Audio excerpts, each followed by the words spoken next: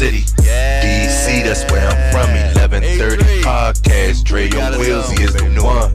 Let's get it. Yeah. Who with me? Let's get it. Yeah. Who with me? Yeah. I'm from the city. DC, that's where I'm from. Let's get it. 1130 podcast. Dre on wheels, he is the one. He the one, nigga. Let's get it, baby. He the one. Who with me? So he breathes, baby.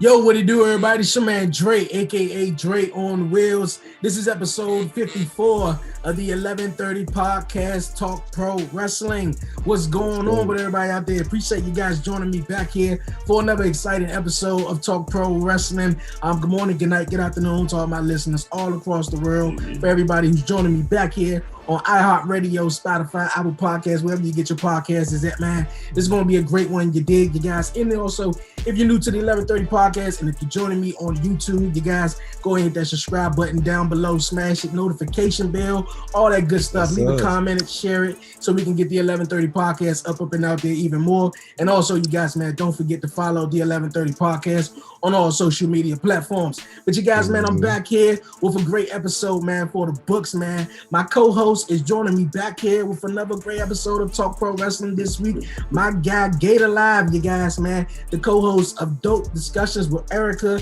and the Down 5 podcast, you guys. Gator Live, man, what's going on with you? Man, what's going on with you, dude? It is cool, but it's hot outside right now. You know what I'm saying? It's been a day, man. It's been hot out there, but you know what? We gonna keep cool in here and talk about some hot professional wrestling stuff, man. I'm hyped for it. You know, I got my Dope Discussions merch on, just in case y'all want to go to the website, payhip.com, you know, to keep y'all cool during the summer. Hey, that's what's up, man. That's what's up. And also, man, like I said, my co-host of the month of May, Gator Live, and also, you guys, I got my guys from the Cheat Code podcast, Deshoun and King Tez. They're going to be joining me here on the podcast this week, man. It's going to be dope. It's going to be fun. We're going to chop it up all wrestling this week, you guys. We're going to dive into some trending topics of wrestling. We had Wrestlemania Backlash this past Sunday. We're going to review some of that, you guys. But, man, Deshoun and King Tez, while we get Deshoun set, King Tez, man, what's going on with you, man? Man, ain't nothing, man. Just been a long, hot day. Hot day. Scorch outside, man. How hot is it? How hot is it there? It's 91. Oh, 91. 91. It got about to like 80 degrees here in DC, man. So it's hot everywhere. But Deshoun, and also, man, King Tez, I appreciate you guys joining me this week on the podcast, man. I was on you guys' podcast, or I was, trying to get on. You guys had some technical difficulties, but of course, man, we got all the things straight. And of course, I had to bring Gator Live, man, on because he's real fun, man, and got all the energy in the world to talk some pro wrestling with. So I had to bring him on here with my guys, man. So it's gonna be a fun episode. Like I said, we're gonna chop it up about everything. For my listeners and viewers who are not familiar with you guys, you may introducing yourself and tell them, a little something about you and the Cheat Code podcast. Well, I'm one half of the Cheat Code podcast. I'm King Tez. My other partner, Deshoun. We pretty much based out of Georgia. We discuss sports, wrestling, video games, pretty much anything. You can find us on Cheat Code Podcast on all social medias, Twitter, Facebook, IG. We're going to start a Snapchat soon, so you can find us anywhere. Okay, that's what's up. How you guys been doing the thing? We've been doing it probably about a good 6 months now. 7 months. We took a break because unfortunately I caught COVID. So I was down for a while. So we starting to get it back going. Hey man, that's what's up. That's what's up. Like it's some crazy times right there, man. We trying to get back to some normalcy, man. And, like I said, when I was on you guys' podcast, we was chopping it up. I forgot what pay-per-view we was talking about. I think it was maybe TLC. I'm not sure. But man, I'm glad to have you guys on the podcast, and along with man Gator Live, man, we're gonna have fun here on the show. We're gonna chop it up with some. We're gonna chop it up with some trending topics that's going on in wrestling right now. We're gonna start it off right now. until we get Deshoun straight here on the podcast, Ryback, you guys. I don't know if you guys heard the story about Ryback that's been trending. My man Gator live laugh. You may know where I'm hitting at with this one right there. But Ryback, you guys, if you guys haven't not heard of Ryback or whatever, every time he came to the ring, man, feed me more. Everybody thought he was the next or lookalike of Goldberg, but of course Ryback is gone, and for the last maybe month or two, he's been swirling around with some type of rumor or tension going on that he wants to get back in the ring. And he's been pulling a poll on social media and asking fans, where should he go? Because his kid would like to see him wrestle. And Tez, man, I want to know your thoughts on it. Gabe, I'm going to ask you because he got the smirk like he's ready. So, Tez, have you heard about this situation? No, I haven't heard about the situation. Okay. But, go ahead. Yeah, I haven't heard about the situation, but I just think he just need to let it go. It passed your time, brother. Just let it go. I think it's past this time. I mean, it reminds me of Goldberg. When Goldberg initially came back, that was his, MO. He wanted to wrestle in front of his kid and stuff like that. Gator, what's your thoughts on it? I mean, in actuality, he says that the polls have been rigged. So I don't know, but Gator, I'm dying to hear what your thoughts. So here's the thing, man. I mean, Ryback, he's not necessarily in wrestling terms. I've seen older, right? So he could get back and do it. Now, the only thing is, after being out for so long, how does your body hold up to the rigors? The second thing here is, who wants to see look, who wants to see Ryback in the ring? Because when you look at what he did in the WWE, it was kind of like a flash in the pan. It was he's gotten more notoriety for his mouth, his podcast recently than he has for anybody. This is not CM Punk. This is not people clamoring to see Ryback back in the ring. Exactly. I mean, his best chance is to go to AEW and possibly, feuding in one of the stables that are there, and that's really about it. Nobody really wants the whole feed me more gimmick is over. And to be completely honest, I saw Skip Sheffield as a one-trick pony. So when you use this Ryback name and you say, okay, are you going to take this to AEW? No. So what do you have left? It's not like you were phenomenal in the ring. So man. I mean, hey, more power to him. Let him come back. Let his kids see him wrestle and all that kind of stuff. But hey, go try NWA or somewhere like that. I know what he's gunning for. And he could go to Impact. Hey, he can go a lot of places, man. They call him a man, a meathead. I really don't understand it. Like, Ryback is old, man. I mean, he can, like you say, he can go wrestle for NWA, AEW, somewhere on the indie scene or whatever. I mean, I don't think, people are clamoring for Ryback right now. Right. Now, I will say this. A Moose versus Ryback match might be a nice little beefy bulkhead match, for a pay-per-view in Impact. But after that, it's like, what do you do with him? Right. Yeah, exactly, though. I mean, he could just go, to an indie show and get booked, and his brainchild did. He could see him wrestle. He could bring in maybe a couple of hundred people off the strength of his name is, Ryback, but with the notoriety of being in the WWE. And bam, then you go just like that. I mean, it's not with the big lights, the big cameras, and the big stadiums and stuff like that. But, I mean, like, you're really embarrassing yourself almost every month asking people, to vote, and stop hitting, please retire. And then when people hit retire, you talk about the polls is rigged. Like, right.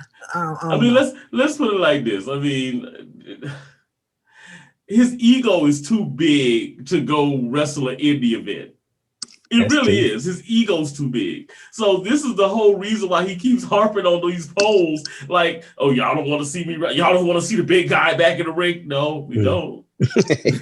Not really. But okay. Exactly. Taz, I'll see you on TNA soon, Ryback. Taz, you'll pass on Ryback returning? Real quick. In a heart. Hey, that's what's up, man. We're gonna move on that one, you guys. To the next trending topic, you guys, that took place on Friday Night SmackDown this past week. I had the volume down. It was a little bit quite a few things going on around me, but I did not know the titles were on the line. But once they won it, hey, it was exciting to see. Me and Gator talked about this last week, and just over the times I had him on the podcast. I'm gonna start out with you, Taz, first though. Like on SmackDown, we seen Tamina won her first championship in WWE along with Natalya. They are the new women's tag team champions. What's your thoughts on Tamina and Natalya as champion? And not only that, Tamina and Natalya as tag team champs, but also Tamina won her first championship. I was glad, to be honest, because I've been wanting her to win a title for a long time now. And for her to get her first, I just hope it's not one of those things where they just give it to her, like kind of like a Kofi Kingston situation, where they gave it to him for a couple of months and then boom, he wasn't even talking about it no more. He had a couple more opportunities after that, and then they just moved on from it. So I just hope it don't do her the same way. So but I'm happy for her. I'm legit happy for her. Okay, and that's what's up. Gator. Yeah. I mean, definitely, man. I'm happy to see her actually. I mean, she's been in it for a minute, man. I'll never forget when they debuted. The WWE YouTube has played it again and again this week in their IG, when she debuted with the Usos, when they attacked the Hart Dynasty, man. That was an amazing thing when it happened. After that, she just kind of fell into mediocrity, man. I mean, it was literally injury after injury. I mean, it was you could tell there was genuine emotion in the ring when they won those titles. But I gotta say, they just completely don't even count the 24/7 title, right? So technically, she was the 24/7 champion. But regardless of that, man, I was glad to see that happen. But this also speaks to a bigger problem. As happy as I am to see that happen, that also means that they don't have any other tag teams right now to feud with Nia Jax and Shayna Baszler. There's nobody else. When you look at that roster, I mean, who you gonna have? Mandy Rose and Dana Brooke? That would be nice. That'd be awesome. But I mean, that's all you got. And to be completely honest, who's gonna take them seriously as a tag team? I mean, I would love to see them get some more shine, but right now, it's very lackluster what they're doing. And then I saw them try to prop up Lana and Naomi. I love Naomi, but I can't see them being a legitimate challenge either. So right. I mean, it speaks to a bigger problem. Like, what are you gonna do? You gonna bring up Ember Moon and Shotzi Blackheart? That's your best bet, and neither one of them look even right in the ring compared to Nia Jax and Shayna Baszler. So, unfortunately, you just got to go with it. But congratulations, Tamina. You're gonna hold it till SummerSlam. Hey, let's see how long it lasts, man. I'm a big fan of Tamina. I always wanted to see her as a singles women's champion, but glad that she won the SmackDown Women's Championship. Kudos to both of them, though. I did miss the talking smack that Tamina was on, that she poured all her emotions out. They kind of like ran it back, I think, before. I think either on the pay-per-view this week or whatever, but they ran it back. I kind of like saw some of it, but kudos to them, man. So that's going to be very, very awesome, you guys. Man, we got Deshoun here on the 1130 podcast, Talk Pro Wrestling, you guys, man. And also King Tez. Deshoun, what's going on with you, man? Struggling, man. Can you give me that when you do your editing? I want that rock voice there.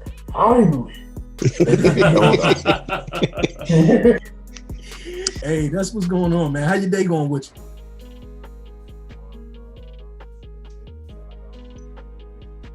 Can you guys hear him? Barely. He real low.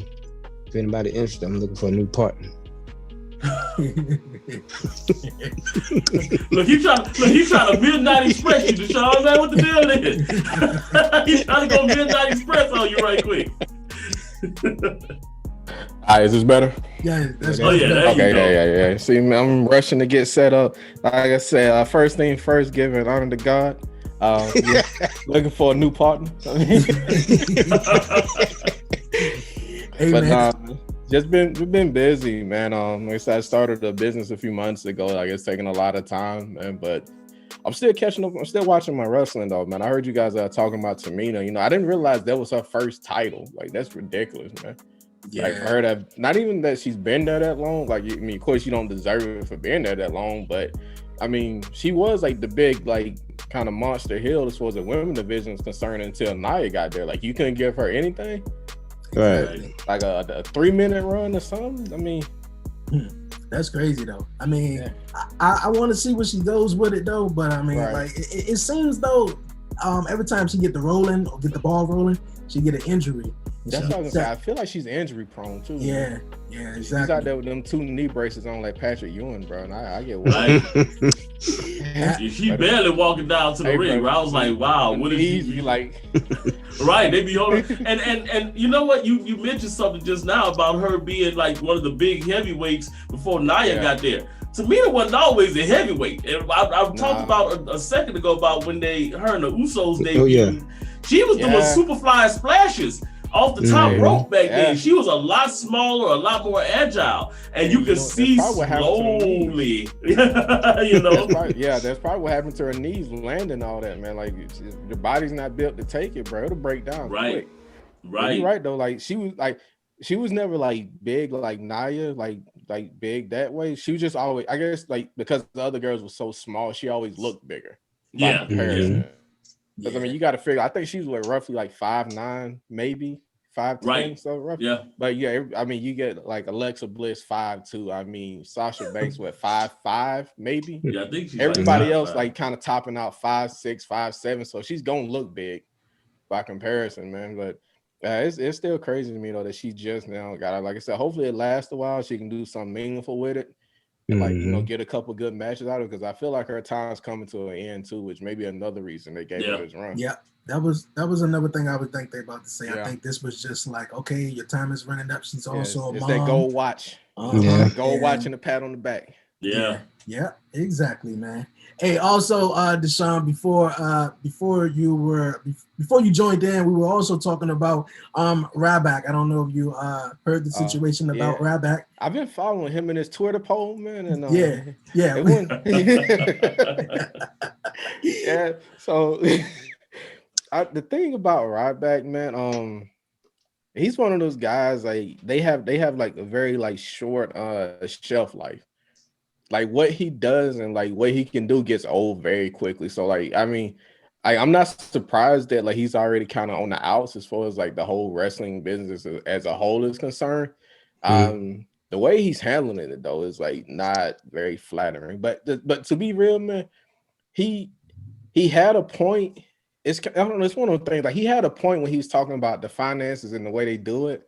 Especially like once you consider the pay structure with the WWE network, they lose a lot of the money from the pay-per-view. They don't really get a cut of the video games. They can't do cameo now. So like a lot of the opportunities that they would get outside of the ring are being like stifled and cut off, you know, even after he left. Like he wasn't complaining about that, but like he had a point with the pay, and then he just kind of like trailed off somewhere, man. Like I don't know. I feel like he forgot why he quit. Now he's just mad. Yeah. I think he forgot why he quit like 6 months ago, man. Like he probably did though. Well, like Charlie Murphy, man. He's like, man, you remember you said this 5 months ago? I said that. Right, exactly. I did that. But with him in the Twitter polls, do you think the Twitter polls are rigged though? Honestly, no, man. Because like, let's be real. Like, who do you really want to see Ryback against at this point? Exactly. Like, I can't like even if you somehow, by the grace of Vince McMahon passing away and Triple H getting brain damage, they bring him back. I mean, who he's gonna go with? Do you want to see him with Roman Reigns? Oh, he'll fuck that up. No. Wait, you can't put him with none. Well, he's gonna go to NXT. He can't compete with them. Right. What you gonna throw him there with Braun Strowman? They like two milk trucks, man. Like ain't neither one of them turning very well, bro. So like, who he really gonna work with that's actually gonna like make a difference? Like I feel like he'll hold them back more than anything. And then like you send him over to AEW. I mean, they got a lot of young talent, but they're not there yet to like really capitalize on making him look like halfway. Like he needs a lot of help, is what I'm getting at. And I don't think they're equipped for it over there. Like they got talent, they got young guys he can work with. They're not equipped to like really. I mean, because you seen what happened with Miro and Rusev. Like he's just now kind of starting to turn into something, kind of, sort of, maybe a little bit. Right. You make a good point there, man. I mean, to be completely honest, who you gonna have him work with, that's gonna make him look good. Right. And it's not like he's coming in like a Goldberg to put somebody over. No, he wouldn't even dare. He's literally gonna be coming in like I'm supposed to win. Right, exactly. His ego's not gonna let him die that down, and he's not gonna come in and just lay on his back. Right. Nah. He's gonna come in like Juggernaut. Motherfucker, I'm Ryback. Right, exactly. Hey man. That is crazy, man. Ryback and his whole tweets and stuff like that. But you guys, man, we're gonna move on. Also, this past Friday, you guys, we lost a legend in the wrestling business, you guys. Man. New Jack, man. I'm gonna go around and ask you guys. I'm gonna start with Deshaun. What was one of your like favorite New Jack memories? Honestly, any interview he did, man, especially where he was going in on Vince McMahon, like he hated that man with a passion, bro. Like you think it was personal, like Vince owed him money or something. Like, bro, he did not rock with Vince at all. So, like, really any interview he did, like it wasn't tied to wrestling, like especially like as he got older, where you got to see how crazy he was or could be. But and I say that too because like I didn't get to watch a whole lot of ECW when he was hot, and of course I think I listened to a video with Jim Cornette. He did a lot in like Mid-South and stuff like that, and I missed a lot of that. So like for me, the highlight of him was like his talking and his character outside of the ring, as he got older. But I mean, like he was still like fairly young though. What was he, 58, 59, something like that? Yeah, 58. When he passed? Yeah, something like that. Yeah. Man. Yeah, that was crazy. King Tez, you got a favorite moment of him? I know just like the son said, I didn't really watch. I know a lot of ECW. When they brought that I can't not remember that boy's name, man. He was like 16, lied about his age, and when they cut him up. Mass transit. Yeah.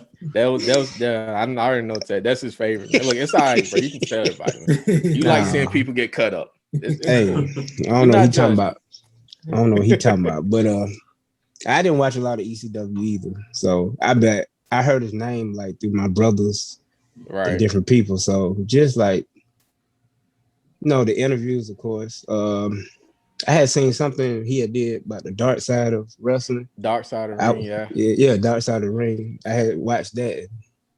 Pretty much whatever he was talking about, like that match he had, the guy did something to him by accident, and he threw him off.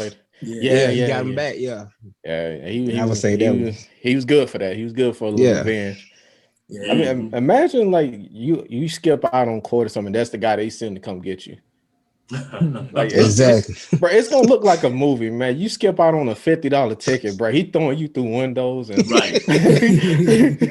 pay your fine, bro. It was $60. Yeah, man. Get off me. New Jack was something else. Right. He was something else. Like just both of you guys, man. I didn't catch a lot of ECW. And I was, like I said, I was talking to my man Shiz Linsky. I couldn't distinguish New Jack the movie or New Jack the wrestler. The wrestler, yeah. So I was like, I was confused about what was going on. But once I saw this, I saw a clip in I think a wrestling group, and the part where my man Tez was saying, once he just threw him off, I was like, I got to see this. I got to see this. Who is this dude? Who is this dude throwing him off? Like it was unreal. But yo, man, he was a real guy, man. Gator. Yeah, the one thing I can say, man, I just think about when I think of New Jack, I think of the word fearless, because you look at some of the stuff that he did in ECW, and New Jack could actually wrestle, but you see most of the stuff that gets overlooked. Yeah, but most of the stuff he did in ECW was shock value stuff. And I just remember tables stacked on top of tables, and seeing New Jack plummeting through these tables. I forgot who was he wrestling. I cannot remember, but I remember I got the image in my mind though. I remember sitting there looking like, oh my God, I was Jim Ross. Oh my God, he's broken in half. You know?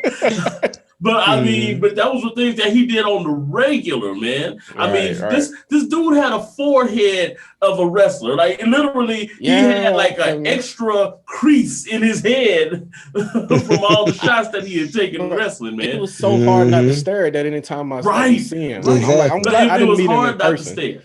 Yeah. Hard not to stare, but it was also like I'm scared to stare. Because I don't know what's gonna come out his mouth or what fist gonna come flying at me from the side. Exactly. So you know what? I don't want to be the next mass transit. I'm just gonna say, how you doing? It's gonna be like Austin Powers, like Mo. Right. Molly. Like, you know, want to swipe a credit card through the crease, like come on. Yeah, that'll get you cut up and stomped. Yeah, exactly. Real quick. So is nobody gonna mention that dark side of the ring where they had him? I think they allowed him to do a little cocaine in between. You know, who gonna stop New Jack from doing cocaine? Wouldn't. Hey, brother, I wouldn't. It don't seem cocaine. Go right ahead. It don't seem like nobody was gonna stop New Jack. He was gonna do everything. Even the interview I think I saw this past week where. He was about to do an interview, had a cup in his hand. It was like, New Jack, you ready? And he was like, got something like that. Oh, yeah, for real, you know, like New Jack was just raw. That's what I'm saying. I mean, I wasn't gonna tell him no. I mean, right. Like I look like I will not be the one to get between a man and his cocaine. Exactly. I like hearing in my ear. I don't need no slaps. Like, what? All right. But you guys, man, we're gonna move on here on the podcast, you guys. Of course, this past Sunday with Wrestlemania Backlash, we're gonna get into that a little bit later on. They also announced commercial-wise that Hell in a Cell is returning next month. For about the last 10 years, 11 years, Hell in a Cell been in October. I don't know if you guys' theory noticed this or may not, that when Jimmy came back, he mentioned the match between Jey Uso and Roman Reigns that took place at Hell in a Cell. I think the reason why they brought back Hell in a Cell next month is they didn't want to wait until October to tell this story. They brought it back earlier, so they could probably most likely have Jey, or I think it's Jimmy, the Uso that just came back, take on Roman in the same match he took on the other Uso at Hell in a Cell in an I Quit match. What you guys thoughts on that one? That'd be dope, man. Same time, though. Damn, but they just hate. I hate how they get right into these pay-per-views now. They don't even mean anything anymore, man. It's like you just had one last week, man. It's like it's like that. When I think about like weight training, man, like every time it comes time to like max out again, it's like, bro, we just did this, man. I ain't got no stronger. Right. Like I'm still squatting the same thing I was 4 weeks ago, bro. Get off my back, man. Exactly. But these stories, they either move so quick or they just forget about them. Like the whole Roman Reigns and Jey Uso, like really, it's probably been about one of the best things they've done, and like probably really since quarantine hit. I mean, I can't think anything I enjoyed more off the top of my head, especially early on. And I think I feel like they just kind of forgot about it, like that was one of the things I enjoyed too. Though, was like it seemed like a real fight somebody would have, right. And like, so that being said, like how you just gonna beat me, choke my brother, and I'm just gonna I'm gonna back you up like it's all cool? Exactly. Right. Like, right, you just choked my brother, man. Like, Making a podcast just got a lot easier. Meet Anchor, the easiest way for anyone to make a high-quality podcast and distribute it everywhere audio is heard. No studio or fancy equipment needed. With Anchor, all you need to do to start podcasting is hold your phone up to your ear to record, either by yourself or with friends. You can also add music, background tracks, and voice messages from your listeners all right from your phone. Then publish it everywhere, including Apple Podcasts and Google Play Music with just one tap. That's it. You're all set up. It's really that easy. You can use Anchor on the go or from your desktop, and either way you get unlimited podcast hosting. All this combined means it just got ridiculously easy to make your own podcast, whether you're a beginner or a pro. And the best part is that Anchor's 100% free. Get the app now for iOS or Android, or visit anchor.fm to get started. We can't wait to hear your podcast.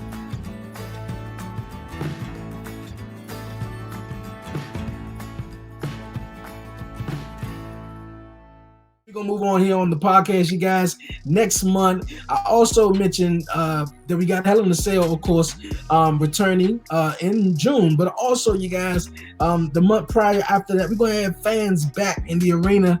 I talked to my man Gator about that last week. Deshoun, what's your thoughts on that? Because WWE is going to start allowing fans back at the SmackDown before Money in the Bank. I mean, honestly, dude, like, it's cool. I mean, I guess like I'm a bit more of an introvert in general, so I've been in heaven this past year and a half, man. Like home in my drawers watching TV, chilling, bro. Like I've been in heaven, man. So like, I mean. But not like all jokes aside, though. I think it's good, you know. Like I think everybody's been wanting that sense of normalcy to come back. But I'm in Atlanta, so like I feel like they're rushing it down here, man. Like the minute they said like, you know, even talking to my wife, man, the guy came in her office the other day, like sniffing and coughing, and like she's like, "Can you put your mask on?" And he's like, "I'm vaccinated." Right. Like what? So I'm like, so like that's the kind of stuff we dealing with down here. So like. I wanted to go back. I want, like, you know, that sense of normalcy to, like, because I enjoy, like, anytime they came to Atlanta, you know, like I've been to a couple shows, like a couple Monday Night Raws. I saw SummerSlam last time they were here, and yeah, so like I enjoy the shows when I go. It's just like it's the people I worry about more than anything. Right. Like, are we really like ready for it? Yeah, I think everybody get that shot, and it's like, okay, I'm good now. Yeah, that was kind of like the main thing that's going on around in the country right now. People just have their opinions on whether they want to wear it or not. But I mean, yeah, it seems sort of rushed. Me and Gator was talking about this last week, just about you know having the fans just be back, you know, because there's so many great moments came out of just having the fans, you know, there, you know, in the arena. Dude, it's nothing like a live show, man. I remember the last time I went there and saw Raw, we had really good tickets. So like we were right down there. Like we were like really probably about like 5-6 rows back from the actual floor. So like I got a good look at everybody, man. Like a lot of those guys are bigger than you think, man. So I was telling me and my homeboy was talking, and Finn Balor came out. I was like, dude, he looks like Rocky when he fought Drago, man. Like he came out like, bro, it was like not an ounce of fat on the guy at all. He was like shredded, and Roman Reigns, that boy got a head like a pit bull, man. Like you got to see him up. Like that dude's head is like this, dude. Like that jaw. I was like, God damn. So like, and those are the things I enjoyed about the live show, like the size comparisons and like getting to see the stuff like in, you know, like in real time, and like they do so much that they don't air on TV too. Exactly. Like a lot of dark matches and a lot of like, you know, kind of like, you know, little fun stuff with the kids in the crowd and stuff that you like enjoy seeing. So like I want it back in that aspect. I just want to make sure everybody's ready before we go. You know what I mean? Yeah. You're right. Yeah, man. That's the big thing, man. And I live in Atlanta too. So it's like, yeah. All-Star Weekend down here, you could have thought that there was no such thing as because everybody was outside. Bro, if you went downtown, there was not a mask to be found, and it was legit, not a one. Like packed down there, man. You know, shoulder to shoulder. So Atlanta's been ready for it. I stayed away that weekend. I stayed away. Yeah. It was a mess, bro. You did the right thing. but I think that, you know, cities like Atlanta, a lot of these cities in Florida, Texas, they're going to be very accepting of those live crowd scenarios. I wouldn't be surprised if you see not just the WWE doing their thing, you know, in like a capacity as far as like one stable arena, but I would probably see them by the end of the year start having events all around the country. You know, just trying to, you know, bring people in for house show. Well, if not just house shows, they're going to have, you know, SmackDowns and Raws in these different areas, you know, and I know Atlanta's one of the main places they're going to be trying to hit. Yeah. My thing too, I wonder is, as far as like the financials are concerned, you know, after they've been in one location, is it more beneficial for them to be in their location, or do they see more money on the road?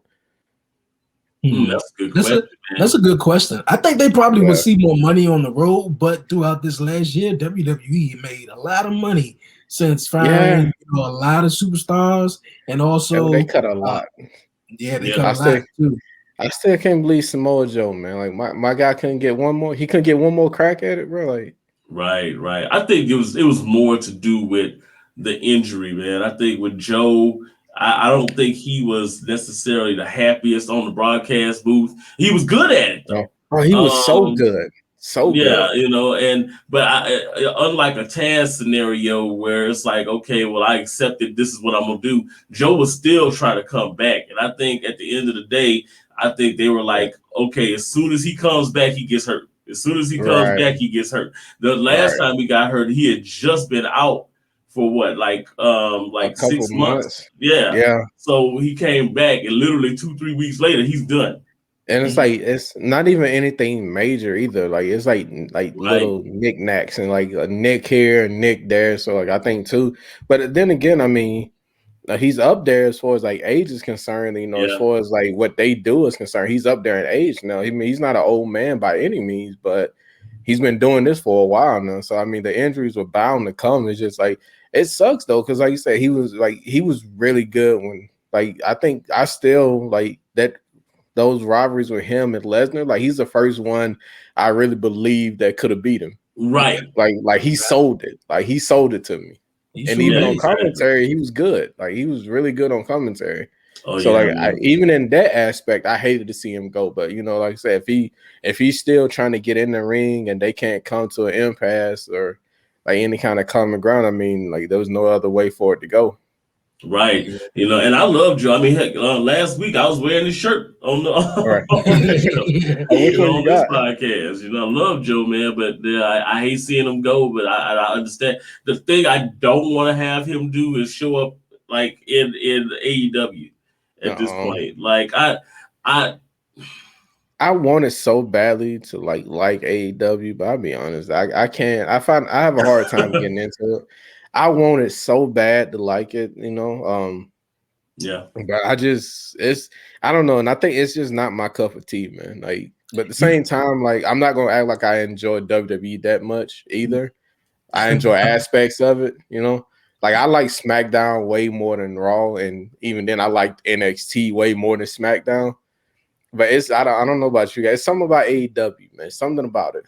You know, Deshoun, man, I remember back in like 2011 when I think Impact started to catch some sort of buzz.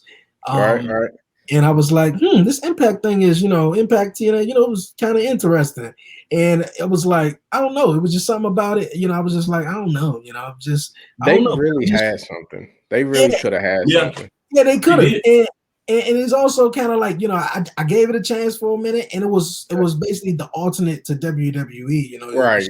And also you've seen guys that you may have seen in a long time, like a Jeff Hardy who left for like 3 years, and then you saw him over there who cared about Hulk Hogan, but you saw guys such as AJ Styles, Joe, you know, a lot of guys that may Sabian, what's the other guy?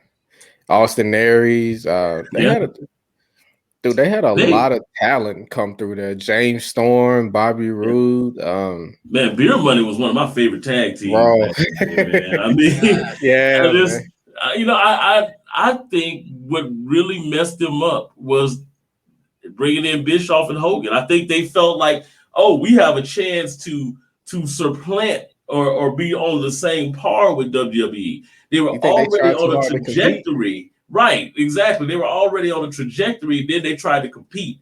That's where they had the problem. They tried to compete instead of being their own individual, you know, fed, man. When they lost the 6-sided ring, they lost a lot of the personality behind what it was that they were doing. That was their thing, though, the ring, man. Like, because other than that, you're just a small independent that's got a bunch of old WWE guys at the moment. Like, you gotta have that. You gotta keep that 6-sided ring, and you gotta keep pushing the young guys. Yeah, exactly. And they were good at that at first. Yeah. They lost the 6-sided ring aspect of it because, like you guys said, they started competing. They were on Monday nights. They started to come on at like 8:00 because Raw was coming on at 9 at that point. They started to compete, and that's where everything just, you know, fell. And I feel like that's the same way AEW is headed. Like they were competing, they were trying to compete with NXT for whatever reason, instead of like really like, because you know what, I'll be honest, outside of like a couple, I still don't really know their roster either. Like they've got too many forgettable faces for me. Like that, I think that's my biggest gripe with them. It's too many guys that I see that I couldn't. If you threw me a list of names, I couldn't point them out, man. Like you think about all the guys with Dark Order outside of the shorter guy Silver, because he's probably got the best personality, man. And I mean, and the one girl they had, because she was the only girl, but I mean, I really couldn't tell you much else about him. I mean, same thing. You got Darby Allin, Private Party, and really Scorpio Sky and the other guy SCU. And I mean, even after that, I'm kind of drawing a blank. I mean, outside of like the Inner Circle and MJF and they're all forgettable names, man. Like it's so what they decided to do when AEW started is that they felt like, okay, we're gonna tell people that Darby Allin is a star. We're gonna tell people that some of these people who are here are stars already, right? And instead of allowing them to find themselves, MJF found himself. Yeah, like that's one of the only people that I can look at and say, oh, he made himself there. Yeah, they didn't tell us he was a star. No. He became undeniable. He made himself a star. Exactly. This is part of the reason why I think the rumor came out earlier this week that he was perhaps going to look at WWE when his contract was up. I mean, he should. He should. That would make sense for him to jump up because he's made his name somewhere else and he's trying to go there. AEW has that problem. Is that they're trying to tell you that these people, they're trying to tell you should care about them. And instead of letting us know why you should tell, right. That is so true. And I think the reason why they're doing that is because they knew people don't really know who they are. So if you come on television and you say, you know what, all of these superstars are stars, then they stars, Right. So I get that aspect of it. But like you said, man, MJF, he found himself, outside of sort of, MLW. And hey, man, if he has some type of interest or I'll be down for it, to see him go to the E to see what happens. I would love for him to go. I feel like they shit on him as soon as he got there. That's another story though. But yeah, I think you kind of hit the nail on the head with them. Like they tell you who you should care about. Like they told us we should care about Hangman Page, but I was like, I like MJF better. Exactly. Like they shoved Hangman down our throats, and that's only gonna cause resentment. Same thing with Darby Allin. Same thing with Omega and the Young Bucks. Like they're cool and all, but like they even John Moxley to an extent. Like they just kind of like shoved them down your throats and like. Like okay, I was like, okay, cool. Like it's that's still Dean Ambrose. Like I've seen him have the same matches in WWE. Like he really didn't. Nobody really did anything like different. Like not that I want them out there taking those like crazy risks and like they take a lot of unnecessary bumps and a lot of unnecessary risks too. And like it still doesn't drive the point home. Mm-hmm. Sure. So like I think that's their biggest issue is like getting people like invested. And I was like, you gotta like. Tell me who this guy is. Like all I know about Darby Allin, he paints half his face. He rides a skateboard, and like he's from I think he's from like Seattle or something. That's about all I got. His gimmick doesn't make sense. Like when you look at the gimmick and like you say, paints half his face, rides a skateboard, and then what does this fit into? What's the purpose of the gimmick? What is the? I don't know. I like my when it comes to like the guys I like them to resemble like real people more than anything. Yeah, like real people, I love real reaction. That's why I've been such a fan of like Roman Reigns and like even like Bobby Lashley and like McIntyre. Like they had more like real and natural reactions to like whatever was going on. Even Samoa Joe, like I think that was one of the things I enjoyed about him too. So like. When I see these guys come in and like they do stuff that just doesn't add up, and it's like, why would you do that? And then I find myself saying that a lot. Yeah. I mean, either resemble real people or take it completely over the top. Go all the way with it. Right. Because like you think about, bro, yes, dude. They're even killing Sting over there. Like I was man. I seen the last match. It was a Darby Allin and Sting taking on Brian Cage. Yeah. And Darby Allin's getting his ass beat. There's people coming from all over the crowd, and like everybody's stepping this thing, and he's just staring them off. Like he's staring at them. Like then I think SCU for whatever reason came down and like jumped on him, which I was like, I thought they would like. I was like, I know I ain't follow close, but I was like, I thought these were like the baby faces and the good guys. Why they jumping? I did too. And then like even then he didn't do anything. I was like, man, like I love Sting to death, but like let's be real, man. This dude is 60. Yeah, it's done. When they He's got like in, one power bomb left, bro. One. Right, man. When they brought him in the feud with Darby Allin, I was like, okay, so you're gonna bring him. They were trying to make Darby Allin a star, and they were trying to push him with Sting because they thought, oh well, this will make people care about Darby Allin. It's almost the same thing that's happening with Damian Priest at WWE when they brought in Bad Bunny, and they said we're gonna make you care about Damian Priest. Damian Priest was good on his own, and what they did, he won me over. Bad Bunny, he won me over in NXT. Yeah, he had me in NXT. But when you bring in Bad Bunny, you try to make to siphon that heat. Now Damian Priest is just kind of like whatever. Now I like what they did with him this week, but on Raw, to try to help rehabilitate it. Right, if he ain't fighting zombies, that was a good thing. Hey man, AEW is all over the place right now. They are.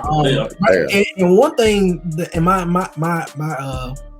one thing I'm gonna say that I think AEW does not need is more shows. We all got the news that they'll be moving to TBS next year, and they added a new show that's going to come on Friday nights, and of course, Dynamite will be live next Friday night after SmackDown. So it's like hey, they growing too fast, man. They just need to like really focus. Like, okay, you got Cody Rhodes, the Young Bucks, and Kenny Omega. That's like your top three right now. Like everybody else, of course, Moxley and Jericho to an extent, but I mean, same time, you got to make them care about everybody else, because like, what you gonna have 2 shows with just them? You gonna run out of stuff to do like real soon. Like, you got to build that undercard. Yeah, and like right now they haven't. Like, I mean, I don't know about me. Do any of you guys watch like the like Being the Elite or the AEW After Dark? Or is it called After Dark? The YouTube show. Yeah, it's like AEW Dark. Yeah. AEW Dark. And they got After Dark. That was the old BET series. I'm sure. Yeah. If it was like After Dark, I probably watch it. Right. After Uncut, and after Uncut went off, and you feel bad about yourself. They play a little R&B to send everybody to bed, man. Right, exactly.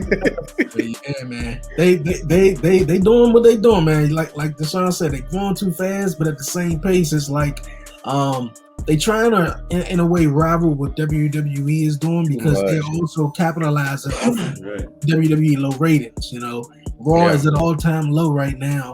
Everybody is watching SmackDown. If you ask anybody 10 years ago, everybody be watching Raw than SmackDown. Right. So now Raw is terrible, man.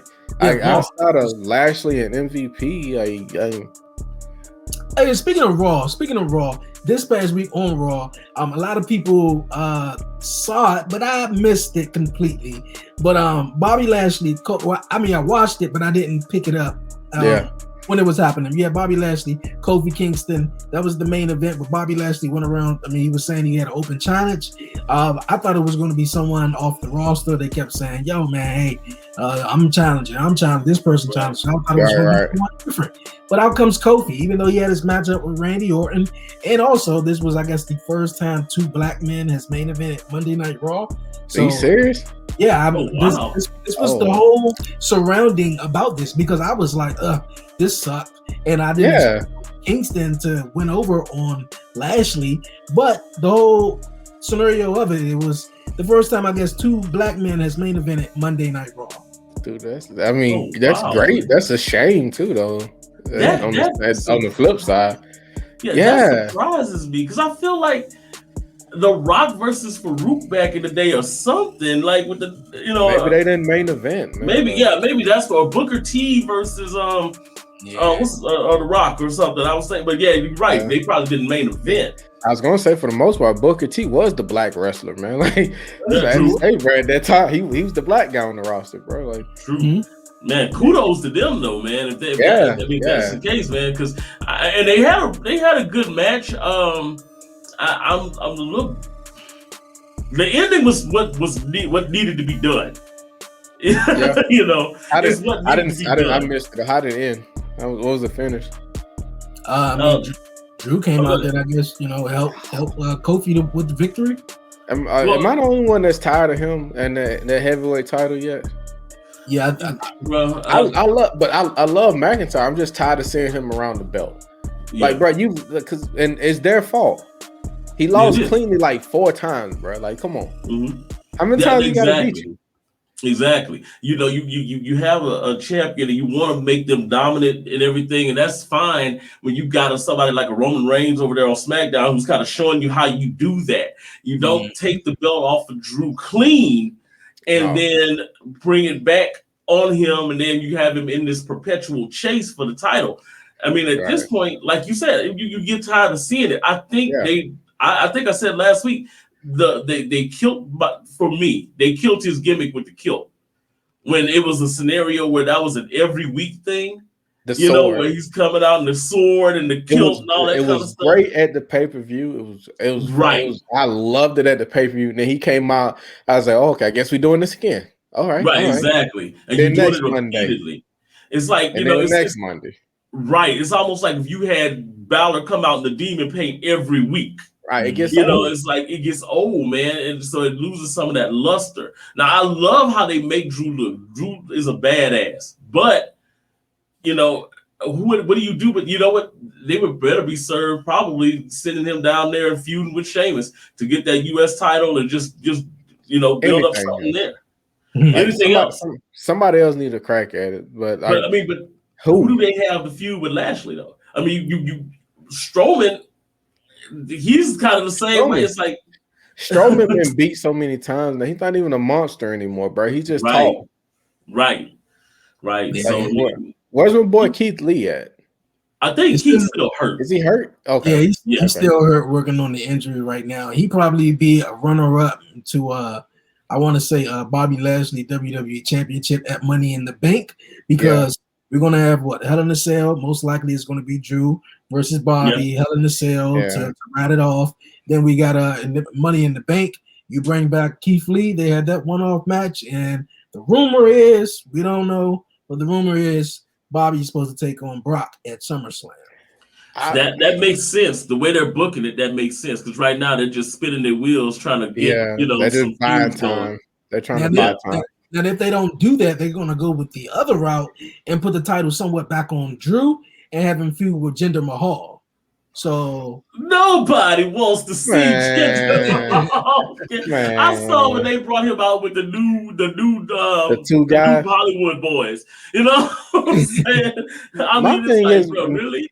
Neither one of them look like threatening either, though. They got some height to them, but it's like, bro, I could have. They even a tall, slender. I said, bro, I could outrun you.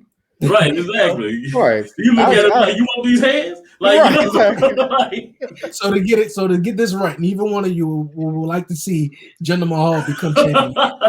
Not only would I not like to see it, I will pay them to not let me see it. Okay. I mean, if it wasn't Bobby, I was like, Bobby can't go out to Jinder Mahal. No, he can't, man. It's like, because it's gonna be years before we get another black champion. They look at okay, we gave you Kofi, we gave you Bobby. Leave us alone. Mm-hmm. Now that would be interesting. The way they booked that match this week. It's not the match itself. Kofi getting the roll up pin on Bobby. That wasn't the story. The story was after Raw when Kofi and Xavier were on the Raw Talk. Mm-hmm. And WWE made sure to put that on all their platforms where Kofi's like, yeah, I beat the champion, blah, blah, blah. I wouldn't be surprised if I see them try to interject Kofi because they don't have nobody else. Not because Kofi's so deserving, but because they don't have anybody else. Yeah, he's already had a run, so he's got some credibility. Yeah. Right. And they're going to bring him in to get fucking tossed around like they did the Miz. I mean, shout out to the Miz too, man. Like, you got to be real. You got to be paid real well and real secure to take an ass whooping like that. Yeah, and be cool about it next week. Exactly. Look, that's just a Monday at work for him, bro. Like, I I appreciate the Miz as nobody else does. Bro, man, Miz is one of my favorites, man, from back in the day. And it's so weird, bro, because I remember watching Miz on The Real World. Like, I legit was a fan of the Miz on The Real World. I was a fan of his. Crazy. And when he would go into his character, I'd be like, this dude's silly, man. But when I saw him actually getting on some wrestling shows, I was like, oh, okay, good for him. But the moment that really, like, I ain't gonna lie, I shed a tear. His entrance at WrestleMania 27, when he comes out and he's got Alex Riley behind him. They had the whole Nas, "Do You Hate Me Now?" or the "Hate Me Now" mix. And to see him when he actually had the intro and to think back of what he said about he wanted to be WWE champion on The Real World, and they showed him sitting there posing, and they did the pan of the entire crowd at WrestleMania, and you see him like, there you go, bro. Yeah. You did it, man. You did it. Bro, that song was perfect too, man. Yeah. Oh, yeah. Yeah, that was the perfect song for that moment, bro. It really was. You know what? I'll be honest though, like I want to see Lashley against Brock, but I don't want to see Lashley get completely like dominated either. And I feel like that's the route they would go. Like I feel like Brock will come in 3 German suplexes in the F5. Oh no, so it can't go that way. It should. I mean, you're right. It shouldn't. But that's my worry. That's my worry. That's my worry. It absolutely should not. That's my fear, though. Man, come on. You don't big Bobby up like that, man. You know what, man?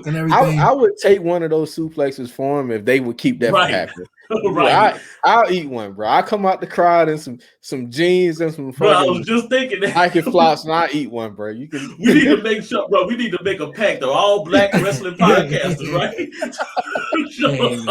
Look, everybody come out. Look, somebody got to fall on that F5, man, bro. I'll take the first German, bro. I'll take the first suit. Hey, you guys, that's hilarious. Well, we're gonna move on here on the podcast, you guys. Hey, some news that just broke this week, man. It is real big news, man, coming out of NXT. The release of Velveteen Dream from NXT. We know it.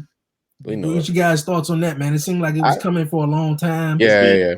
It's been coming, bro. I mean, and that's a shame, dude. Like I've loved that guy so much, man. But I'll be honest, like when the story broke, I could never look at him the same. Right. I couldn't boo him, but I could not root for this guy. I could not enjoy anything he did, like at all. Like I could not enjoy it after what he did.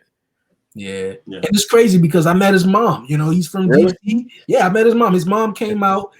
This was around the time he was on Tough Enough, and his mom was coming out. They were in DC that day, and she was just going around, passing out flyers. Vote for my son, and everything. And everybody was there, and it was like, man, this is real cool, because I think the last superstar or whatever from DC was Batista. So it was like Velveteen Dream, and I could tell his passion from when he was on Tough Enough that he had. He's good. He really was like great, man. He could, like, he was good in the ring. He could talk. He was entertaining. It's just like, come on, bro. Happen, man. Especially the way it went down. Yeah, man. And I think they held off long as they could, though. But but people were still claiming for him to get fired, though. Yeah, it was always rumors like, okay, Velveteen Dream coming back next week, but it was like, no, we don't want that. So it has not been the same since. Like since that story broke, it has not been the same. Like when they say dead stop, bro, that shit was dead. Mm-hmm. And I think WWE did an internal and an external investigation, and they said that they found that the stuff was that it probably didn't happen. But when you get all those type of stories on the news, bro, and they tried to fight for them, they did. Yeah. They because normally in a scenario like that, you gone. Yeah, you done. I'm not even mad with them, bro. Like I'm not even mad with them for cutting them. Like it's just what else you gonna do? Yeah, right. At this point, you can't do nothing because the few times he came out after that, his crowd reaction wasn't even there. Like you could tell people they had it in the back of their mind. So you can't even have him out there. You can't push him as a face. You can't push him as a heel. No, you know, he wasn't even. That's a good point too.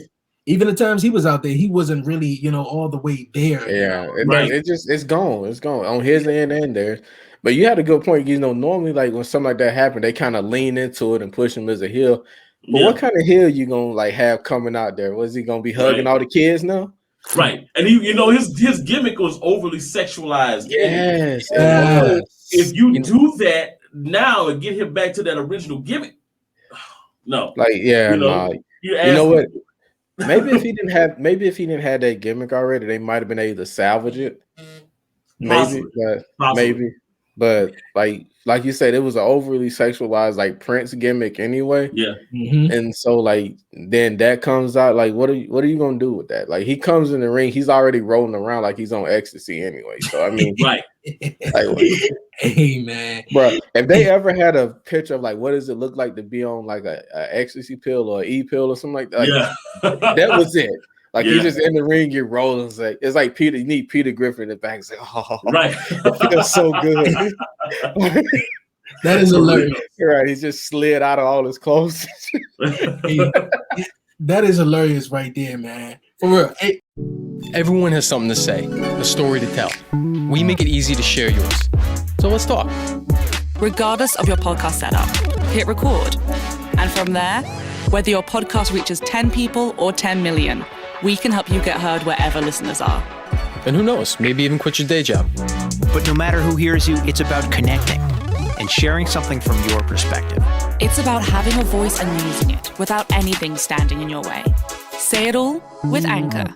Hey, you guys, we're going to move on here on the podcast. We about to review or just get some reactions on what happened at Wrestlemania Backlash. But before we do, next week there's going to be joining us, me and my co-host for this month of Gator Live is going to be Manny and Jason. They are the curtain call kid. If you guys have seen the A&E documentary from Shawn Michaels, and all you guys may see the most famous video of what happened with the curtain call, the guy who recorded the video and his friend Jason and Manny will be joining me here on the podcast. That's dope. Next week. But like I said, we had WrestleMania Backlash this past Sunday. We had great matches on the card, man. But we're gonna run down some of them and give my man Gator and Deshoun reactions or thoughts on the pay-per-view.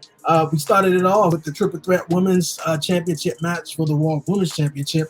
Rhea defending against Charlotte and Asuka, with Rhea coming out with the victory. My man Gator convinced me that Charlotte was going to take this home, and I was like, why?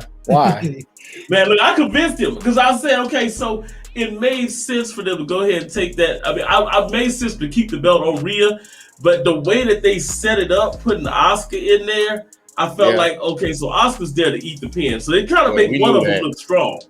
Yeah. And I was like, okay, well, maybe they're like, okay, well, it's got to be, Charlotte that takes the title and then have Rhea Ripley chase her to SummerSlam. But of course I was wrong, and thankfully I was wrong. Unfortunately, I wasn't wrong about Asuka eating the pin. Yeah, we knew that was coming though. Yeah. Why does Jim Cornette hate her so much? By the way? I don't know. I don't know. Like, he swears she's like garbage. I'm like, bro, she's not that bad. Like you could do a lot worse than Asuka. Like, let's be real. I don't understand his philosophy on that, his logic on that, to be honest. I don't think he's a fan of women's wrestling in general. He's not. He's not. But he loves like Rhea and Charlotte, which is cool. But like the rest of them, he hates them. Like, so like I don't even listen to him when it comes to that anymore. Right. It's like I don't want your opinion shaping my own in any way whatsoever. Yeah. Jim Cornette just don't like a lot of people these days right now. Yeah, he don't. But at the same time, he's old. Yeah. He's old. He's curmudgeon at this point. He's just kind of. I mean, I think I was saying this last week. Every time I come across one, I send it to Dre, man. Just him cutting promos back in the old days. You know what I'm saying? The NWA and WCW and all those places, man. And Cornette was a master, man. Like listening to him talk, get on the mic, man. You really wanted to. He was one of those people who taught people in the buildings. Yeah, he legit taught people in the buildings. So I think now he's kind of stuck in his old ways and just kind of like, that ain't what we did back in my day. Right. He's that guy. Back in my day, we had Bill Russell. Yeah. Right. Exactly. Right. But but yeah, go ahead. We knew why Oscar was there. We knew that. She took the pin on that one, man. Yeah. But Rhea still champ. We also seen, we were talking about this earlier. The worst match I think I seen at a pay-per-view. Damian Priest versus The Miz. What the hell was going on here? And the funny thing about it is, everybody started blaming Batista. The next morning, everybody was like, Batista, man, what the hell, bro? You sent your friends here, now what? What's up? I mean, it was obviously a movie plug to help Batista out because let's be real, I don't think his movies are doing that well. If I'll be honest, I mean, he his checks are clearing obviously because he keep going back and doing them, but same time, like he's not selling movies like The Rock or anything. So like, I definitely think like they were looking to like help kind of push the movie, and like this is the best they could do. Like you couldn't just. They was trying to push the movie with this one. I mean, like Batista. I mean, what was the Guardians or whatever like that? I mean, Guardians of the Galaxy. That's big. That's a big push that movie. Yeah, this little zombie shit. This little zombie joint, man. Let that. Hey, man. I heard it's a good movie. I heard it's fun. I heard it's really good movie too. The Guardians is a successful franchise. Guardians is awesome. Yeah, it was just things like it. I don't know where they were coming back with this one, with zombie. And the crazy thing was, we all seen a zombie movie, and I hated the part where Miz and Damian got out and started to fight the zombies. Like y'all didn't see the commercial before this pay-per-view came on when Batista was shooting them with guns. Right, it's PG, but you can go out there with your hands and get them. Okay, right, okay. 6'5", 300-pound Dave Batista need a damn machine gun, an AK, and a Bowie knife, but you out there with your two hands. Right. Got it. Now the scary thing about this match, though, that everybody's reporting is the injury that Miz took. Right. So I mean, this is like the first time I can remember him ever being like on the shelf with an injury, like really on the shelf, because they said like 6 months. And then, you know what? I think that's probably been one of his most like underrated qualities, bro. Like, I think in my mind, him and Kane have probably been the two most available wrestlers like, over the past. Like, I would go back as far as like the past 25, 30 years. They've been the most available. Right. As far as like physical. Come back, bro. When he come back off this injury, I believe he's gonna have a whole lot of steam behind it because he's gonna talk trash about like I never been injured and it was all Miz's fault or it was all John Morrison's fault. Who knows? Because I kind of hinted them, sort of turning on one another. It's time for a gimmick change. I never thought I would say that with Miz, but because what he's been doing well for 5 or 6 years. But when you have the opportunity to leave for a while and go refresh your gimmick, you take it. I think and also, I'm excited to see what he'll do. Right. Mm-hmm. I want to see him come back with the hair grown out a little bit and a little bit more of an aggressive side to him. Go ahead and do that, man. That'll be interesting. Maybe a beard and an eye patch. I don't know, man. Coming out looking like the pirate. What is that? Pierre on the feet.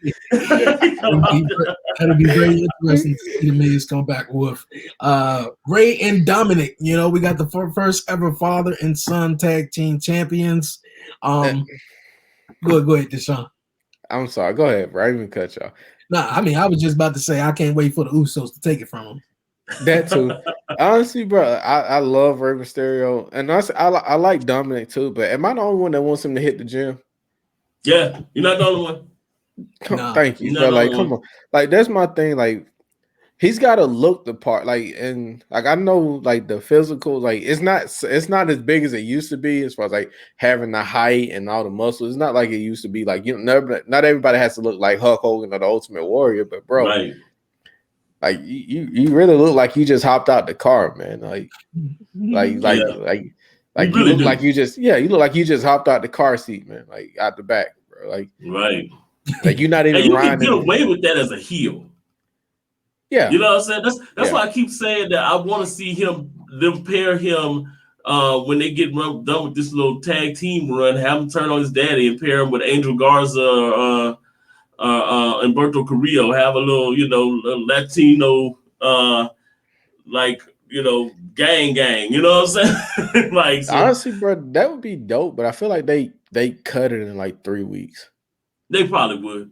Yeah, they probably would. It would be like I would love to see that, especially like Garza and but Carrillo's too much of a baby face, man. Like he's got to grow up. He's got to grow a beard or something. But I can't take him serious. But you come out with the smooth conditioned hair, the 5 foot dimples, like that's how deep they are, bro. Those dimples are deep as fuck, and then like his move set too. But I'm supposed to buy you as a bad guy, but you just hit like the smoothest moonsault I've seen since fucking S's Rios. Like, but I'm supposed to buy you as a bad. Okay, all right, okay, WWE. Hey, that's what's up, man. That's what's up. Also on the show, you guys, Bianca retains a title against Bayley. There goes my baby. Bianca's right? Hey, man, Bianca's doing a thing. It seemed like everybody covered. We were talking about made that character outside of the ring too. Like the stuff that they're doing on the YouTube and WWE's YouTube and everything, even when they were doing it with NXT, they peer a lot into her personal life more than they do most, and they let you see the normalness of her, like, you know what I'm saying, her making her own outfits, and they want to show you how her and Montez, are so lovey-dovey and all, you know what I'm saying? And I think they're really looking at her like she's a superstar in the ring and out of the ring. They're grooming her to be a poster child. And they're doing a good job of it too. I think that's why I enjoy Up, Up, Down, Down so much. Yeah. Cause you really get to know them and get to see them like who was it? Like even like I still watch it now, but like even if you think back, like when they had like Rollins and AJ Styles and Cesaro was another one. Like you get to see their like personality. Like you get to, because like a lot of those guys, like you don't get to see them like outside of like Rollins is such a bastard like in the ring, but but he's cool as hell like outside. Like when you sitting there just playing Madden with him. Cesaro's awesome too outside. You know what I'm saying? Yeah, exactly. And so like I think, like you said, like I think they're embracing that whole social media aspect and like learning to like let people embrace them as a whole versus rather than just embracing what WWE has decided to show you about them.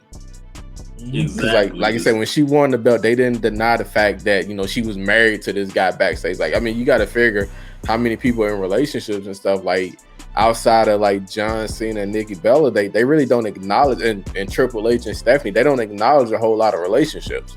Right, that Keith Lee and Mia Yim thing, I think they were catching a little bit of heat because they posted some engagement pics. Right, like Rusev and Lana, like they were mad with them about that. I mean, granted, it was bad timing. I get that in that aspect. Yeah, it was bad timing with them. Yeah. So I'm not gonna ignore that, but like as far as like relations, they don't deal with that. Like Daniel Bryan and Brie Bella, like we don't hear about that. No, I mean no. But they really want Bianca to be America's sweetheart, and you can't help but love her. Really can't. You can't. You know. So I'm looking forward to seeing what they're gonna do with her at SummerSlam. But I was glad to see her retain too, though. I was. I think I worry with the black champions. I'm not gonna lie. Like anytime they step in the ring, I'm like, damn, they gonna pull the belt. Like, don't do it yet. Not yet. It's been 6 hours. Don't pull it off them yet. Right. Not yet. I think we all worry about that one right there. We do. You have to. Yeah, because they got a way of pulling the belt off of them or taking them out. Even back to the Hurt Business, they got a way of just breaking something up or just pulling somebody out. What? Yeah. You ain't seen them since. Alexander was. Bruh, man, I hate what they did with business, man, because that was an actual faction that people were interested in, and they had momentum. Even if you would have took the belts off of Shelton and Alexander, you could have still played that storyline at least until the end of the year. But it seemed like they just pulled the trigger on trying to split them up and pull I will never understand what happened before WrestleMania. It was almost like they were trying to make Lashley looked like he, was a threat by himself. So then they dumped the Hurt Business, and then they put out a bounty on Drew's head, and then there was no need. There was no need for it. All you had to say, like the Horsemen used to do, step back, boys, I got this. And do man. And you could have kept that faction, that strong black faction, together for long enough to where, hey, you wouldn't have had to worry about somebody to face for the tag team titles, because you still got the Hurt Business in the mix. So I mean, I don't know. Same thing with I ain't gonna cut you off, man. Go ahead. No, I was gonna say it's the same. That's my worry now with what do they call themselves? The hit group. The hit squad, the hit group. I loved Isaiah on the mic, like Swerve, bro. Like he was great when he was just talking about it. I feel like the other guys, I feel like they're finding their way. They were a little much for me. As far as they gave a little too much. Like he had just the right mix though. You could tell he's probably the one that's been on TV the longest. He had just the right mix of like being like a wrestler and an entertainer, and like actually showing who he is and like what he would actually be like to hold the conversation with. They just went all the way entertainment on there. The other two guys, but it's cool. It's cool. No, I don't even know what her purpose is there. To be completely honest, bro, I don't remember seeing her in the ring ever. About the hit row, I seen Adonis. I seen him on 205 Live. Adonis has got some skills, man. Yeah, I haven't seen him yet. I didn't watch a whole lot of 205. Yeah, I was on a Thunderdome, and when they did 205 Live before SmackDown. And I was like, who is this guy? Oh, you fancy, huh? Okay. Oh, well, I had to try it out one time when it first came out. So I was like, man, who is this guy? And when I watched NXT this past week, I realized I remember that Adonis guy. I don't remember the other two. I'm trying to remember the girl though. What's the girl's name again? Bianca B something. What do they call her? Yes, I can't remember what they call her now. Yeah. I'm trying to remember. I feel like I've seen her. Is she the did she have like blonde dreads or something like that? I think I know you blonde dreads. Okay, I remember her. I think that she had like light skin, blonde dreads. She was cool. She was all right. She was one of the like I think she came in through like the Mae Young Classic around that time. Yeah, she came in around. I remember like I remember seeing her. I was like, hey, like she was cool. I was like, maybe they'd do something with her, but like I don't remember. I remember like not being like wild or anything. Like she wasn't like overly like athletic or like overly strong or like over like with the personality either. So I think it would have been a better mix if they would have took old girl away from Katie Catanzaro. Kaden, God, what is her name? She has the green eyes, the black girl. With them. She's actually really good in the ring. You know what? That's who I was thinking about. So I don't know this chick now that you mentioned it.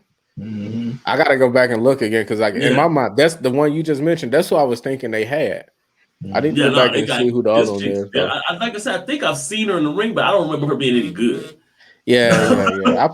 That's probably why. Like she probably just like a lot of them they don't get a whole lot of time. So I mean, maybe she's gotten better since then because that's been a while. But possibly, But that's my worry with them. I feel like they're gonna like.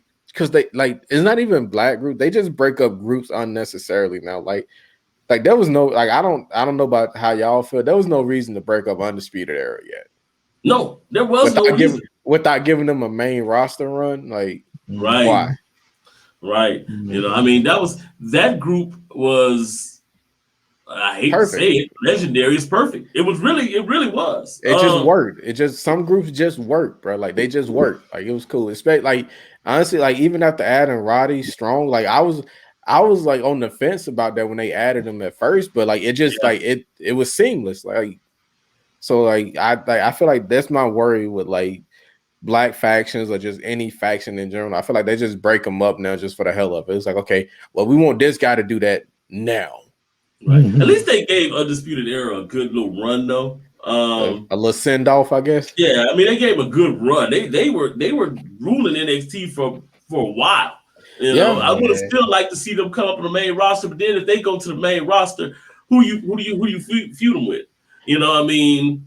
I guess my word is like I don't feel like any of them would get a fair shake on the main roster unless they're together too, though. Right, exactly. They would have to be together. You couldn't even bring one of them because Adam Cole, as much as I love Adam Cole, he's 5'6". Right. You know, I mean, and I'm with you. I love Adam Cole. Like on the show, I love him on YouTube. Up, down, down with Xavier Woods and Cesaro. Like, man. Yeah, he's great there. He's great in the ring. The guy is good as he's good as fuck. He's just short. I mean, all of them are, even Bobby Fish is a beast, man. I mean, when you look at that whole Bobby Fish is like the crazy part. Bobby Fish is like 75 though, bro. Like that's the part that blows my mind, man. Like, right? Yeah. No, I exaggerate. He's really like he's like 45 somewhere in there. 47, 44, 45. I think. Right. Yeah, bro. But he's like you cannot tell. Like he's like like I hate to say he's like the white R-Truth, man. Like you just can't tell how old that guy is. Exactly. And he's coming back this week too, or next week. Yeah, I saw him. I'm glad to see that. He came in on O'Reilly and who's O'Reilly against? O'Reilly and not only Lorcan. Yeah, it was only Lorcan. Oh, right. Yeah, he came in on that one last week. Yeah. Wow. O'Reilly and Lorcan. He interfered at the end to kind of help clean things up, and they just a call back to them being a tag team or whatever. But like O'Reilly, Roddy Strong, those guys would be great on the main roster, but like just for their size, I don't feel like they're gonna get a fair shake. They wouldn't. Yeah. They definitely wouldn't unless you brought in Pat McAfee and had them as their sounding board and did it. Right. Which, I always talk about Pat McAfee on here, man. The most natural professional wrestling scenario I've ever seen. He's a natural period, bro. Like I was so surprised to hear him just like on the mic with SmackDown. Like you couldn't tell me that was like his first week. No, you couldn't. I don't know what Zoom classes they had him sitting in these past couple weeks or what, bro. But Mac, like you got it right. McAfee is an absolute natural, man. Like he should have been a wrestler a long time ago. He should have. He really should have. Yeah. But the NFL money was calling, so I mean, what are you gonna do? Hey, I'll probably go to the NFL too. All that money, man. Yeah. And then when he was a kicker, he was a punter. Right. So like you're not getting banged up. Right. Yeah. You wasn't even a game winner type kicker. You was a punter. You had the easiest job. So you go out there, you kick a little bit, then you go have a beer with everybody and chill, man. Like good game, boys. Like right. But yeah, McAfee was absolute natural, man. Like that's been the craziest thing to me, like over the past couple of weeks. Like just hearing him talk and seeing how him and Michael Cole just like worked like off the rip. Like it was crazy. He's made Michael Cole seem okay now. Yeah. You know? Yeah. Like I've been waiting for the longest to hear that Michael Cole was getting cut. Yeah. Every time they do cuts, I've been waiting to see his name, man. Like, I mean, you never see it, but yeah, true. It would have been nice. I mean, they'll do it eventually. Like if they can cut JR, they can cut Cole. True. They probably will. They probably will at some point. We gonna move on, you guys, on the podcast. Of course, WrestleMania Backlash, Bobby defeat Drew and Strowman, and also Roman Reigns is the tribal chief. He's the head of the table. He's the man. He defeated Cesaro. I also spoke a little bit, maybe a hint at what could be next for Roman. What's you guys' thoughts on what's next for Roman? Man, honestly, you go ahead, man. I'm still trying to make my mind up. I got two. They to me, this is another scenario where it seems like they're stalling. So the thought that I have in my head is I don't want to see Jimmy Uso versus Roman Reigns because don't he have a twin? Didn't I just see this match? You know what I'm saying? I like that. I really feel like there was WWE's working their social media. They've been putting out specials. They put out a little YouTube video, the best Untitled family comebacks. Oh wow! With the Rock thumbnail. They've had 2 of those videos in the last week. Mm-hmm. Why do I feel like they're going to try to push The Rock versus Roman Reigns at SummerSlam? Man, I mean, I can see them doing it, but I think to be honest with you, The Rock would turn it down because he's got movie commitments right now. Yeah, you do. But I mean, to give it some time because the fans will come back in July and that then needs boom, time. They need time. I say WrestleMania would be perfect. Yeah.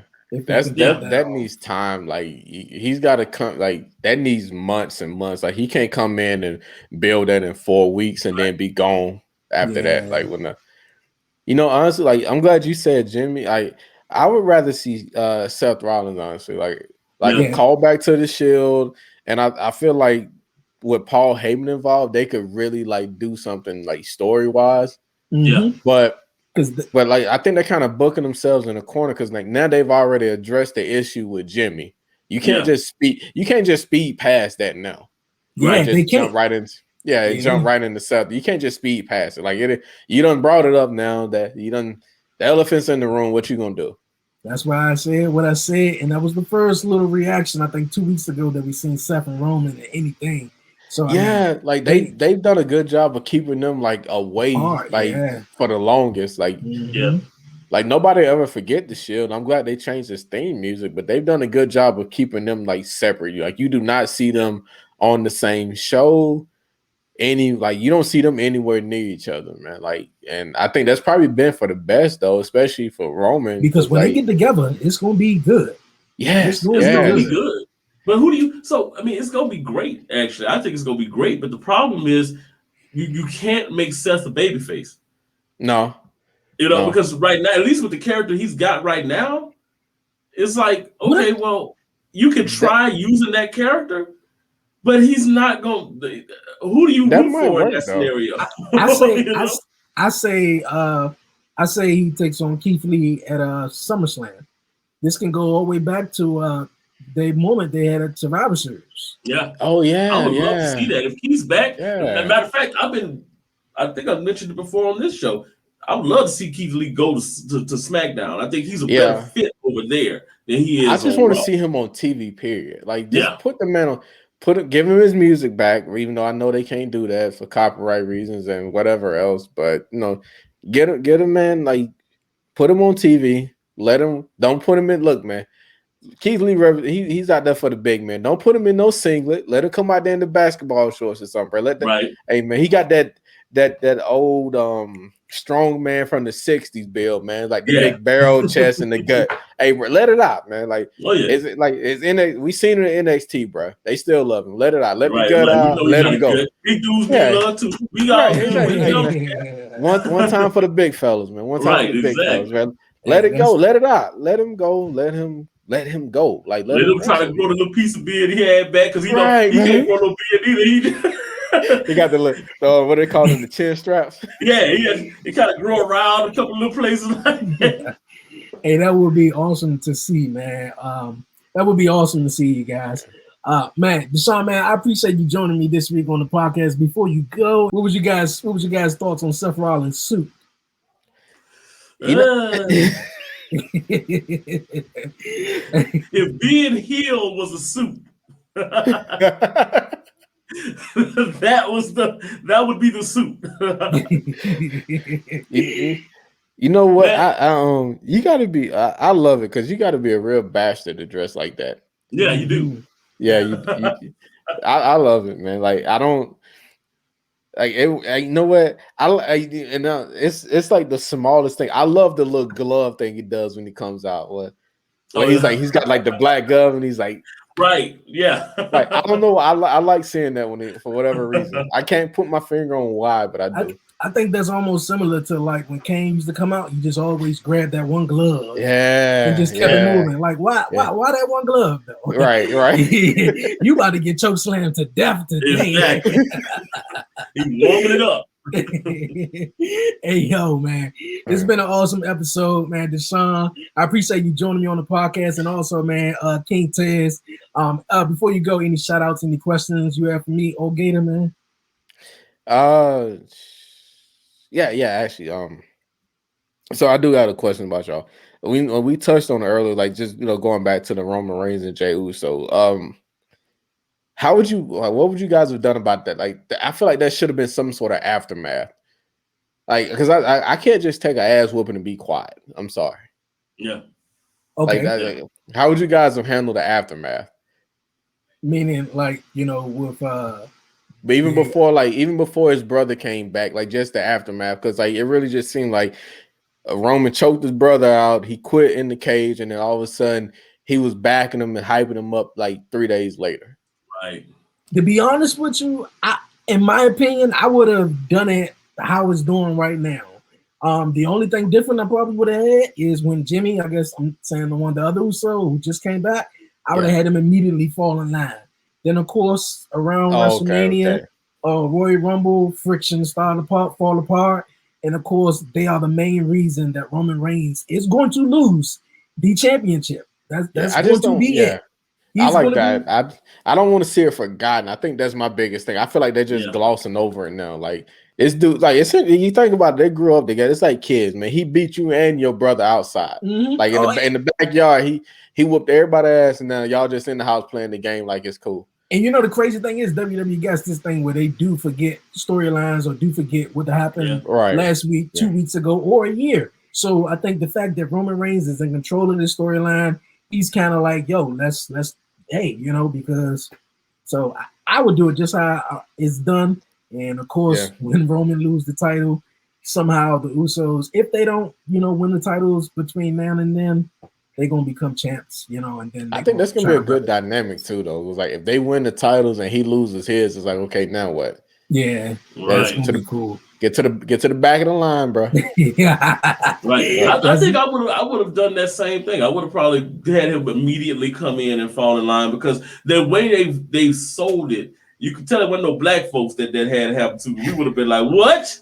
You know, but they made it sound like it was more of like a tribal scenario. Like this is what it happened. This is how you do it in the tribal aspect of it. You know, you got the head right here, and then you know he got laid and everything. We give you respect because you're the head. You beat me down, so I did. But I would have had him. I would have had Jimmy fall directly in line, and then you start seeing those cracks come over the course of the year. Because when they take that tag title, like you said, I'd love to see them take the tag title. Roman loses his title. And then they look at him like, huh? Or you guys seen SmackDown when Jimmy was like, yo, man, we've been more tag team champions than you. We really the head of the table. Right. And Roman got a little, you know, like, hold up, wait a minute. Like, you forgot who the fuck you think you talking to. So that's going to be interesting, man. Yeah, I don't, you know what? I honestly, I might have just liked to see them come out and support him like off the rip.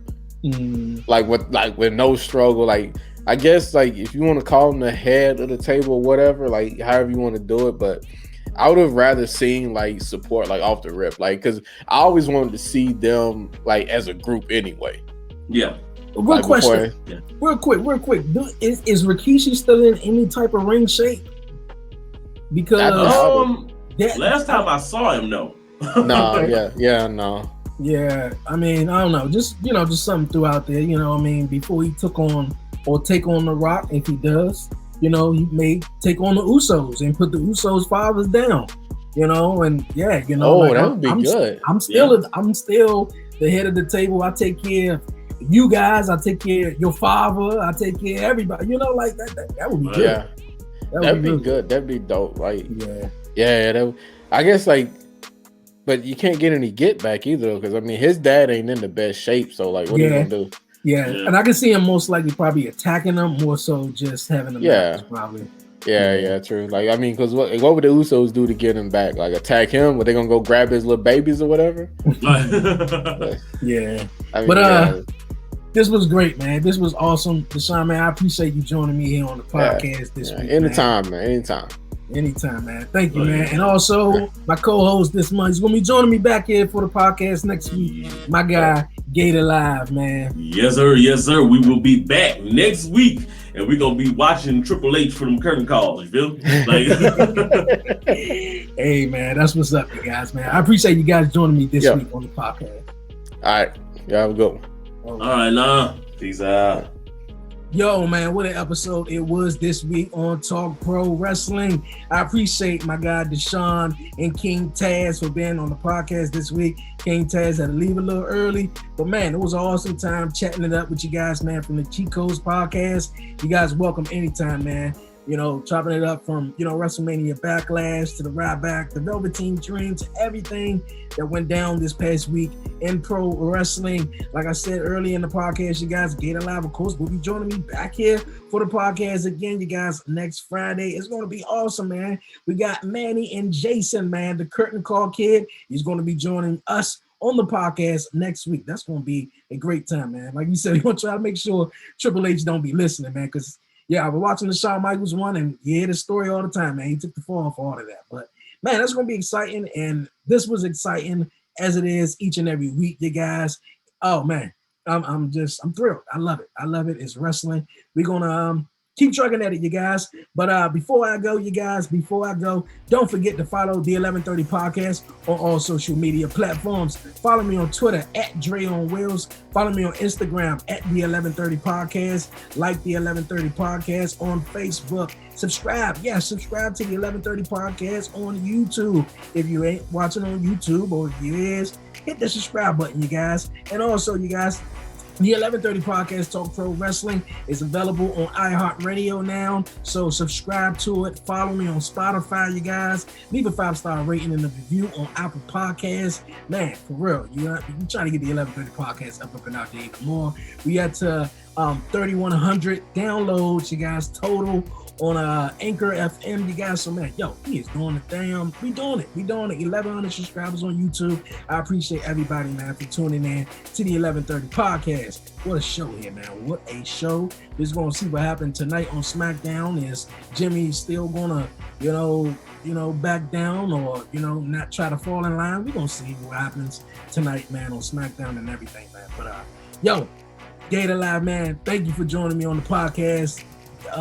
King Tez and Deshoun. Shout out to the Cheat Code Podcast. You guys go check them out wherever you get your podcast is at. Man, I'm about to head on out of here, man. It's been an exciting day. Hope you guys have a blessed weekend. And it's your man Dre, aka Dre on Wheels. I'm out. I'm from the city, DC, that's where I'm from. 1130 Podcast, Dre on Wheels, he is the one. Let's get it, Who with me? Let's get it, Who with me? I'm from the city, DC, that's where I'm from. Let's get it. 1130 Podcast, Dre on Wheels, he is the one. He the one, nigga. So let's get it, baby. He the one. With me, so breeze, baby. Let's get it. Who with me? Yeah, they gon' hate, but they ain't stopping this. I'ma keep making hits. Dre and Wheels, you know it ain't no copying. Was you sitting there on the carpet with us? Yeah, we knew we had some options. We blessed, we ain't got no problems. Speak something that I gotta be honest. Told him he was gonna blow, and that's my